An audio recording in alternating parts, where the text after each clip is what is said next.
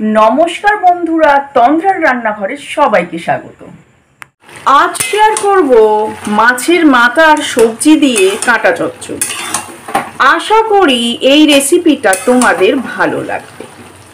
তাহলে কিভাবে মাছের মাথার সবজি দিয়ে কাঁটা চচ্চড়ি করব দেখে নেওয়া যাক আজকের এই ভিডিও। মাছের মাথা দিয়ে কাঁটা চচ্চড়ির জন্য এখানে নিয়ে নিয়েছি মাছের মাথা, আর মাছটাকে প্রথমে ভালো করে ধুয়ে নুন হলুদ মাখিয়ে নিয়েছি। এখন মাছটাকে ভেজে নেব। মাছের মাথা দুটো দিয়ে দিয়েছি আর গ্যাসটাকে এখন লো ফ্লেমেই করে রেখেছি। কিছুক্ষণ লো ফ্লেমে রেখে ভাজার পর এখন গ্যাসটাকে হাই ফ্লেমে করে দিয়েছি।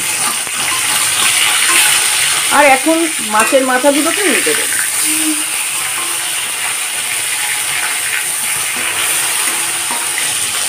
মাছের মাথাটা ভাজা হয়ে গেছে, এখন একটি পাত্রে তুলে নেব।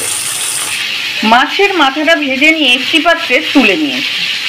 মাছের মাথা দিয়ে কাঁটা চচ্চড়ির জন্য এখানে নিয়ে নিয়েছি একটা আলু, কচু, কাঁচকলা আর পটল।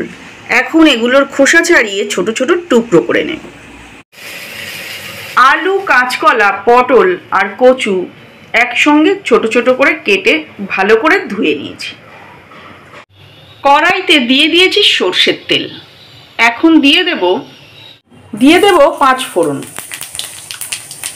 আর দেব গোটা রসুন ফোড়ন।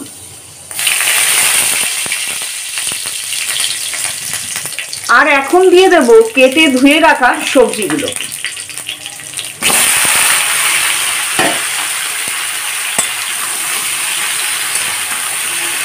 সবজিগুলোকে হালকা নাড়াচাড়া করে গ্যাসটাকে লো ফ্লেমে রেখে থালা দিয়ে চাপা দিয়ে দেব।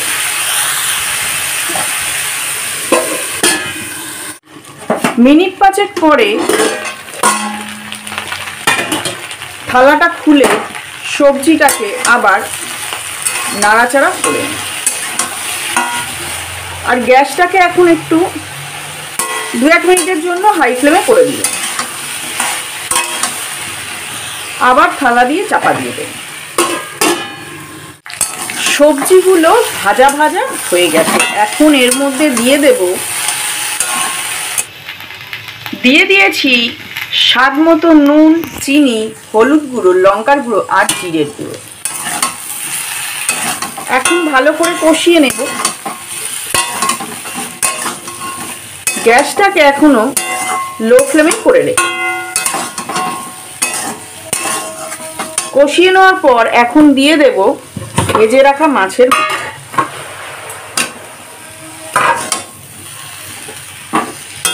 আর এখন এর মধ্যে জল অ্যাড করব।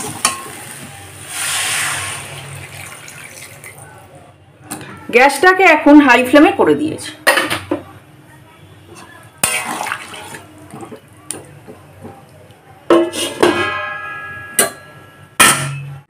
ঠিক মিনিট 10 পরে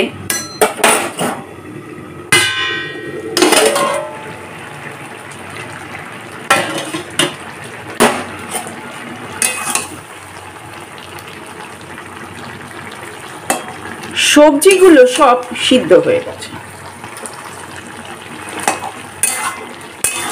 এখন এটাকে মাখা মাখা করে নামিয়ে নেব।